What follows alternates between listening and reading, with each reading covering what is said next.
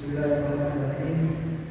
Assalamualaikum warahmatullahi taala wabarakatuh.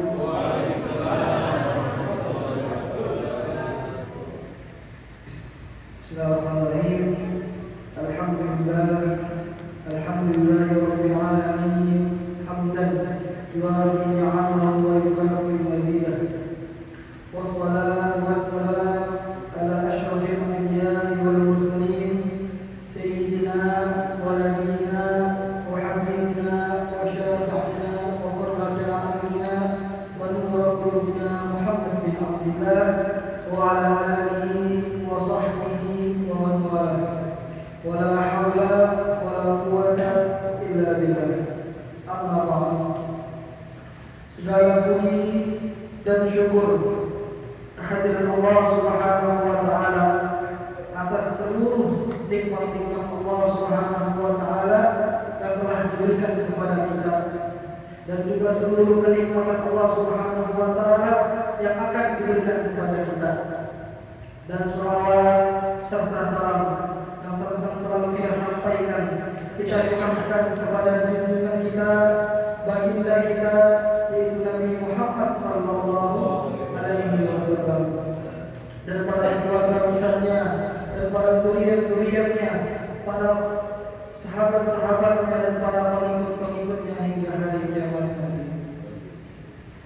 Para hadirin dan hadirat yang dimuliakan oleh Allah Subhanahu wa taala.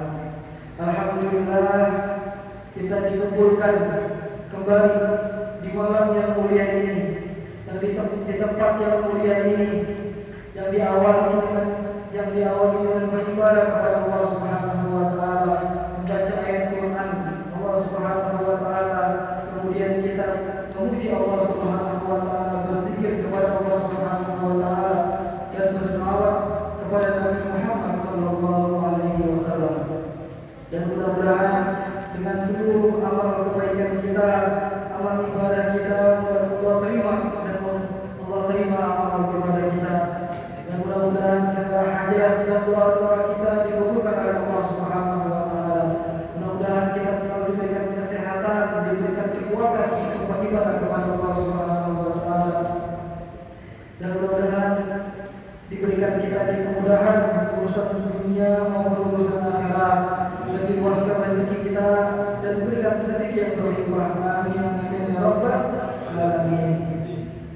Yang insyaallah pada malam hari yang mulia ini kita akan lanjutkan kajian kita, yaitu kajian kita membaca kitab Ar-Risalatul Jami'ah yang dikarang oleh Imam Al-Allamah Al-Habib Ahmad bin Zaid bin Alwi Al-Habsyi.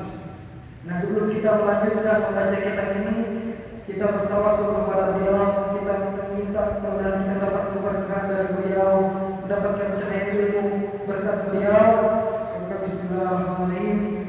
Al-Fatihah. Muhammad sallallahu alaihi wasallam wa alihi wa sahbihi wa azwajihi wa dhurriyyatihi ahli baitihi mutahhirin wa la ilaha illa Allah nisa wa la ilaha illa Allah wa ala alihi wa sahbihi kitab wal habib Ahmad bin Zaid bin Al-Habsyi wa jadu sadatina ila alamin wa sunnati wa qawli wa Allah yudhillu jannah wa yughfiru ma taqaddama wa yudhillu hasanati wa yahfazna bihim wa yughfiru ma nadhim wa yu'allimu barakatihi wa salati wa amwali wa ulumi wa maghfirati fid dunya wal akhirah wa ila madani wa syarifina wa mu'allimina wa ajali wa jaddatina wa ahlina bil amwat wa kafara billahi wa sallallahu salihin wa yahkamina bi muslimatina wa rabbina wa ila hadrati Muhammad sallallahu alaihi wa sallam.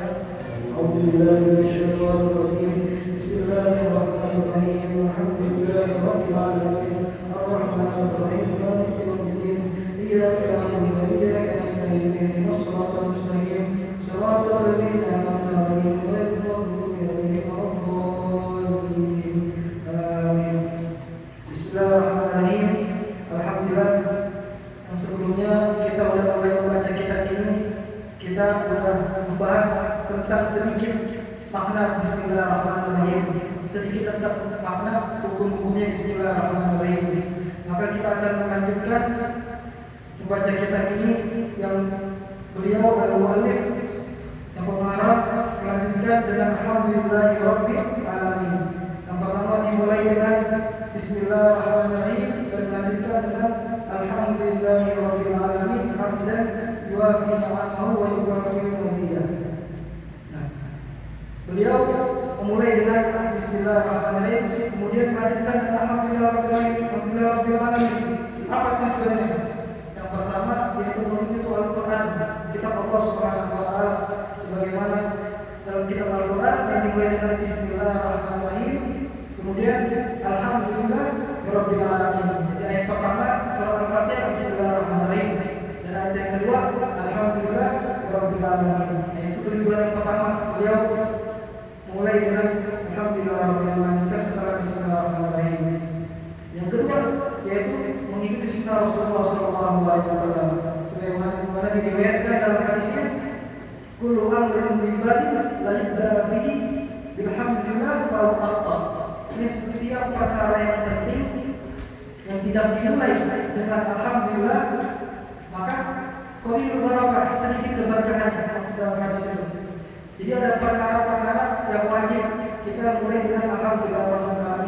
Ada perkara yang sunnah. Nah, perkara yang wajib apa?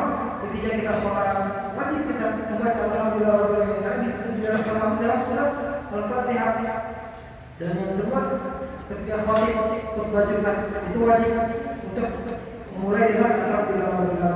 Dan juga perkara yang sunnah seperti kita membaca doa makan, setelah makan alhamdulillah dan lain-lainnya. Dan juga perkara yang makruh, hukumnya jadi perkara setiap yang makruh maka kita alhamdulillah maka hukumnya juga makruh. Nah, itu tujuan yang kedua. Yang kemudian al-makna, maknanya alhamdulillah rabbil alamin. Makna alhamdulillah rabbil alamin yang dalam terjemahannya segala puji bagi Allah Tuhan semesta alam. Nah, itu terjemahan dalam bahasa Indonesianya. Nah, tetapi dalam bahasa Arab di sini alhamdulillah dalam bahasa Arab pujian, rasa terima kasih kepada Allah Subhanahu wa taala. Wa urfan fi'lun min ta'zim min haitsu kauni iman al-hamid aw ghairi. Ini perbuatan yang menunjukkan untuk apa? Untuk mengagungkan al-mu'min yang memberi nikmat. Siapa yang memberi nikmat? Yaitu Allah Subhanahu wa taala. Nah, jadi alhamdulillahirabbil alamin. Alhamdulillah dimulai dengan alif dan lam. Nah, dalam bahasa Arab alif lam ini ada dua fungsi.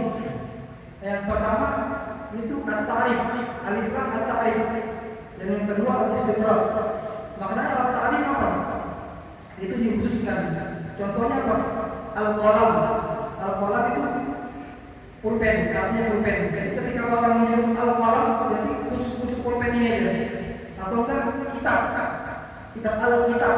Jadi ketika orang al-kitab jadi dikhususkan untuk al-kitab ini aja. Kita baca tapi yang dikhususkan ini niatnya. Kita al-kitab, kalau ditambahkan alif lam.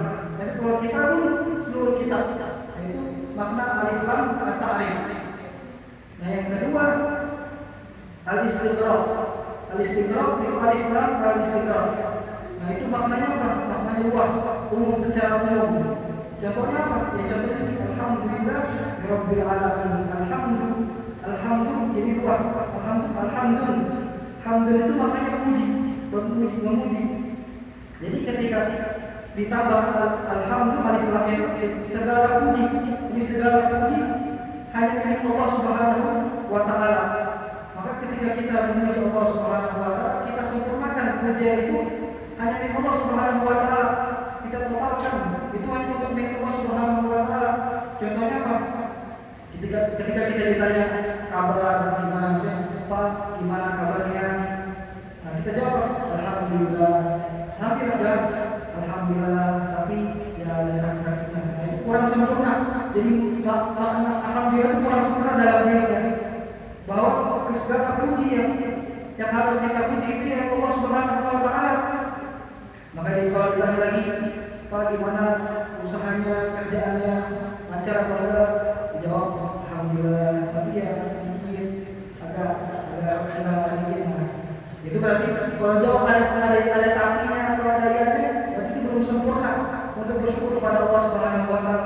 belum sempurna untuk berterima kasih kepada Allah Subhanahu wa taala. Yaitu alhamdulillah, segala puji bagi Allah, hanya milik Allah Subhanahu wa taala. Rabbil alamin. Rabbil alamin apa makna Rabb? Rabb itu nama lain dari Allah Subhanahu wa taala, yaitu Al-Malik. Ini yang Maha Penguasa, atau juga dimaksud Al-Khaliq, yaitu Maha Pencipta. Rabbil alamin, Al-alamin, di Maha Pencipta alam. Apa artinya alam? Al-alamin bifakat kullu ma siwa Allah min al-insi wal jinni wal malaikati wa ghairihi min al-makhluqat. Nah, al-alam itu artinya apa? Kullu ma siwa Allah. Ini seluruh sesuatu kecuali Allah Subhanahu wa taala. Itu apa?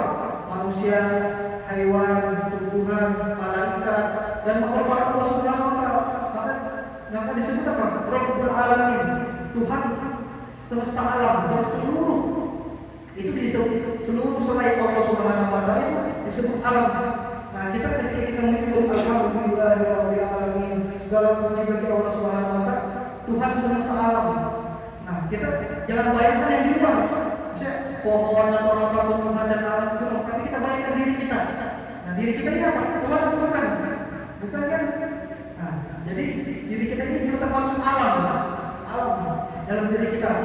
Maka berarti setiap tubuh kita ini, setiap tetes darah kita ini ada cahaya rububiyah Allah Subhanahu wa taala. Ada cahaya rububiyah Allah Subhanahu wa taala. Maka dikatakan man qatala nasa maka nama qatala nasa jami'an. Siapa yang membunuh seseorang, satu orang itu, maka seakan-akan dia membunuh semuanya. Nah, jadi dalam tubuh kita ini kita dikuasai oleh Allah Subhanahu wa taala. Ada di dalam tubuh kita ada setiap detik dan nafas di tubuh kita ini ada tumbuh dan matinya. Jadi setiap dalam tubuh kita ini ada sel atau darah itu yang hidup dan mati. Yuhyi wa yumiit, namanya kalau menghidupkan, artinya yuhyi, dan mematikan, umit. Jadi kita dianjurkan setiap sholat, setelah sholat kita dianjurkan membaca la ilaha illallah lahul mulku wal hamdu yuhyi wa yumiit. Tidak ada Tuhan selain Allah, lahul mulku, ini miliknya Dia, yaitu Maha Kuasa, yaitu Allah Subhanahu wa taala. Walahul hamdu, dan baginya lah untuk pujian, berterima kasih kepada Allah Subhanahu wa taala. Yuhyi wa yumiit, menghidupkan, yang Maha menghidupkan dan mematikan. Jadi dalam tubuh kita ini, setiap kita bernapas, setiap kita makan atau kita minum, itu Allah selalu sibuk untuk mengawasi diri kita, mengawasi dan mengawali dalam tubuh kita ini. Maka ketika kita menghayati maknanya itu, maka akan berterima kasih tubuh kita itu kepada Allah Subhanahu wa taala. Ya contohnya apa? Ketika ada seseorang yang selalu baik sama kita, selalu berbuat baik kepada kita, selalu membantu kita mau dalam susah atau mudah, gimana rasanya? Pasti bahagia, senang. Kan kalau ada seseorang yang selalu baik sama kita. Nah, ini yang selalu mengawasi kita, yang selalu kawal kita. Itu apa? Rabbul alamin, Tuhan semesta alam. Allah Subhanahu wa taala yang selalu setiap detik, setiap saat yang selalu mengawasi kita. Selalu mengawasi kita, selalu mengatur dalam tubuh kita ini. Maka kita hayati itu. Maka disebutkan dalam hadis riwayatnya afdhalud doa alhamdulillah. Maka paling bagusnya doa itu ya alhamdulillahirabbil alamin. Maka dikatakan hubungan seorang hamba sama hubungan seorang hamba sama Allah Subhanahu itu kapan? Yang paling dekatnya yaitu ketika sujud. Jadi ketika hamba itu sujud itu paling dekat hubungan antara Allah dan hambanya. Maka makna lain dari alhamdulillah yaitu sujud. Maka ketika dia baca subhana rabbiyal azim wa bihamdihi. Nah, alhamdulillah. Kalau kita buang alif namanya itu jadi hamdulillah. Hamdulillah apa? Yang dipuji. Nah, yang paling patut dipuji dalam semesta alam ini siapa? Yaitu Nabi Muhammad sallallahu alaihi wasallam. Nabi Muhammad sallallahu alaihi wasallam. Nah, hamdulillah yang pujian itu adalah terpancar. Hamdulillah itu terpancar di dirinya Nabi Muhammad sallallahu alaihi wasallam. Maka jalur yang paling cepat untuk mengenal Allah Subhanahu wa taala yaitu apa? Jalurnya Nabi Muhammad sallallahu alaihi wasallam, jalur adalah orang yang paling dipuji, yang paling pantas dipuji, dan beliau yang paling pantas memuji Allah Subhanahu wa taala, yang paling sempurna untuk berterima kasih kepada Allah Subhanahu wa taala. Maka beliau Nabi Muhammad SAW tidak pernah meminta pahala, tidak pernah meminta kenikmatan dunia, fasilitas, akan tetapi beliau selalu meminta kepada Allah Subhanahu wa taala bagaimana apa yang harus dilakukan seorang hamba untuk Allah Subhanahu wa taala, untuk Tuhannya. Maka bapak-bapak dan ibu-ibu yang dimuliakan oleh Allah Subhanahu wa taala, sebaik-baik kita minta kepada Allah Subhanahu wa taala yaitu bukan pahala atau fasilitas. Nah, jadi bukan pahala fasilitas. Maka jika seseorang, kita kan semua pasti bekerja, ada yang berusaha, mempunyai usaha, bekerja. Nah, jadi ketika kita menyebut, ya Allah, aku sudah berdoa kepadamu, aku sudah meminta kepadamu, aku sudah usaha, tetapi belum dijawab. Maka ini seperti yang Rasulullah SAW bersabda, da'watun mustajabah malam yang jauh. Kata Nabi Muhammad SAW di riwayat hadisnya, setiap doa itu pasti dijawab oleh Allah Subhanahu wa taala, pasti dikabulkan oleh Allah Subhanahu wa taala. Tetapi yang berbicara bersabda, jika orang itu tidak tergesa-gesa malam yang jauh. Maka para sahabat bertanya, apa makna tergesa-gesa ya Rasulullah? Maka Nabi Muhammad SAW bersabda, ayyakul abdu qad da'awtallaha wa lam yujib. Seorang hamba itu berbicara, aku telah berdoa kepada Allah Subhanahu wa taala, akan tetapi aku belum dijawab oleh Allah Subhanahu wa taala, belum dikabulkan doa oleh Allah Subhanahu wa taala. Nah, yang doanya itu sudah sampai ke puncak, dengan dia berbicara seperti itu, maka turun lagi, maka dia harus usaha lagi, harus berdoa lagi, harus usaha lagi untuk mendapatkan apa yang dia minta. Nah, maka kita sebagai hamba selalu harus memuji Allah Subhanahu wa taala.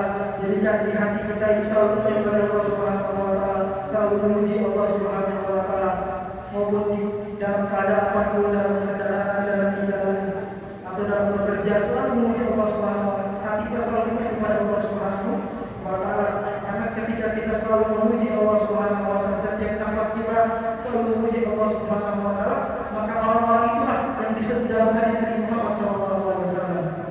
Apa yang dari Nabi SAW diriwayatkan hadis kursi itu, Allah Subhanahu wa taala berfirman dalam hadis kursi, man syaghalani an mas'alati, yang makna hadisnya, siapa yang menyibukkan dirinya untuk selalu mengingat Allah Subhanahu wa taala, selalu menyebutkan Allah Subhanahu wa taala, selalu berterima kasih kepada Allah Subhanahu wa taala sampai dia lupa untuk minta kepada Allah Subhanahu wa taala, maka kata Allah Subhanahu wa taala, aku akan cukupkan hidupnya. Allah akan berikan untuk hidup dalam kehidupannya seperti orang-orang yang berdoa kepada Allah Subhanahu wa taala.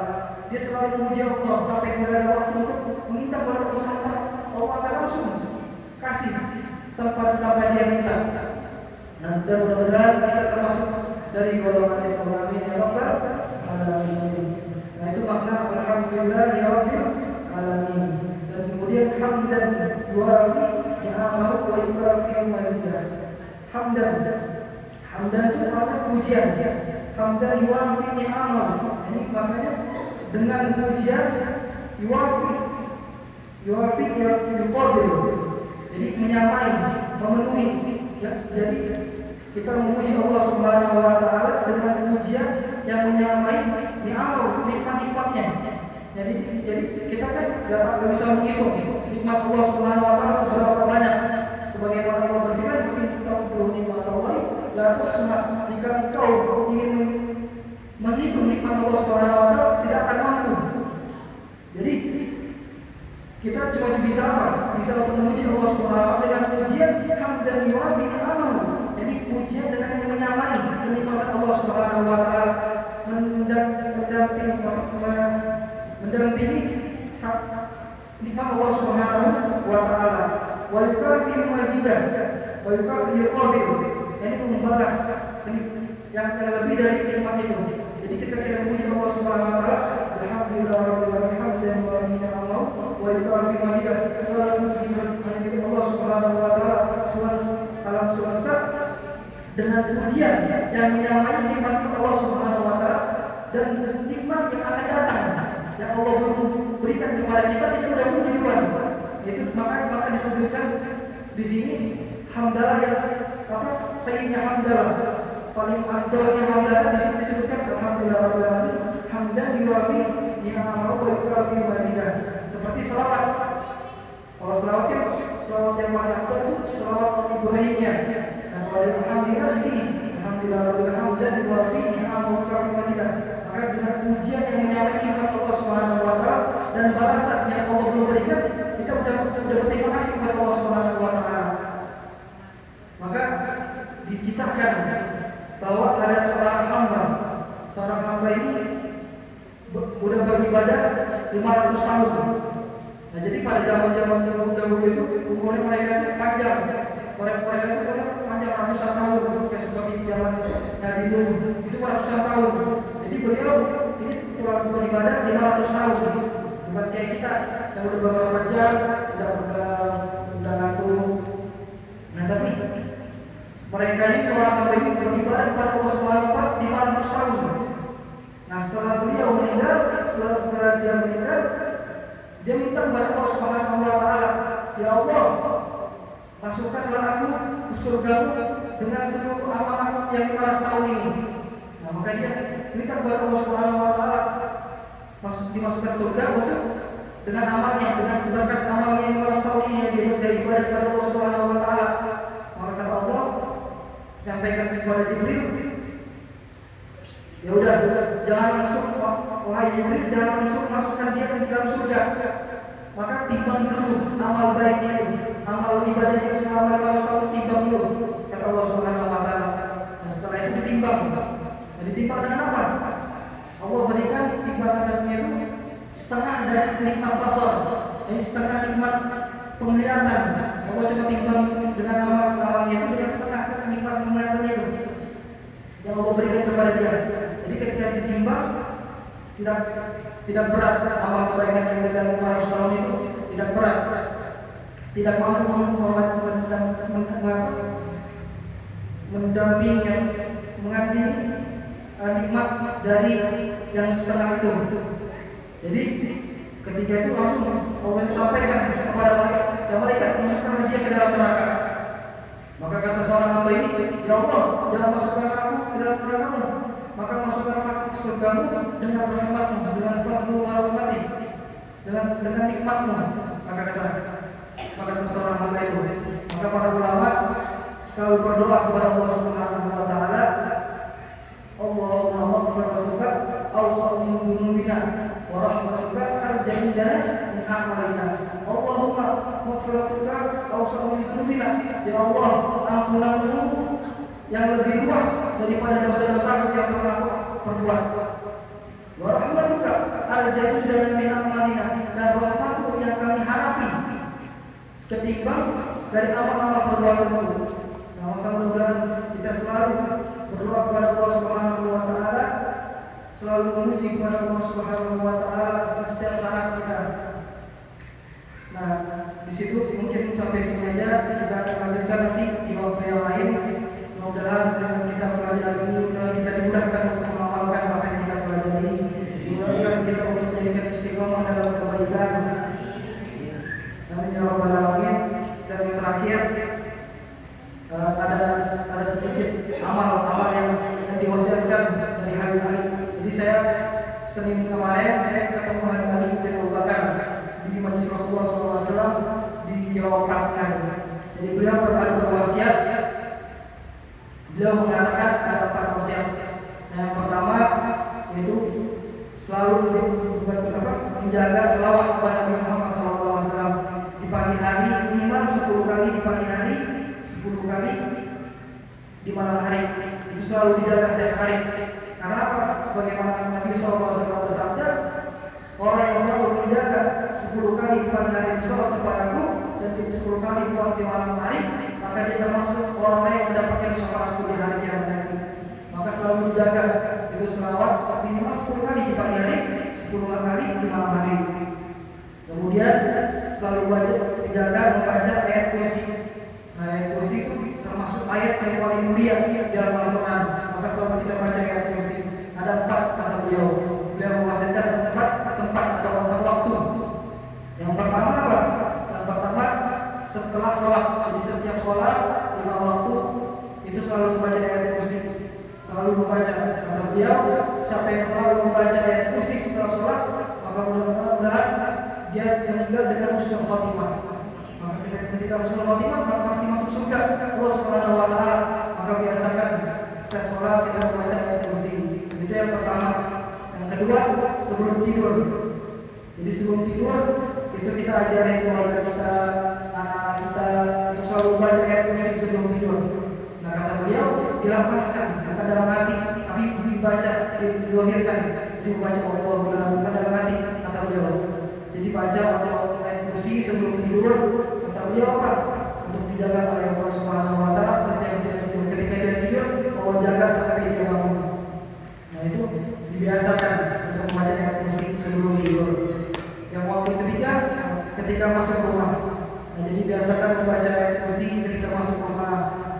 Yang pertama kita biasakan salam, kalau misalnya ada orangnya salam, bersalam, kemudian baca ayat kursi, kemudian baca surat Al-Ikhlas, Qul itu dibaca, dibiasain kata beliau. Dan yang terakhir ketika keluar rumah, jadi selalu juga membaca ayat kursi ketika keluar rumah, supaya dijaga Allah Subhanahu wa taala. Kalau dalam keadaan di kendaraan atau jalan kaki atau di pesawat atau di kapal atau dalam tempat-tempat yang lain, selalu baca ayat kursi karena akan dijaga oleh Allah Subhanahu wa taala sampai dia kembali ke rumah itu. Allah akan jaga. Nah, itu beliau wasiatkan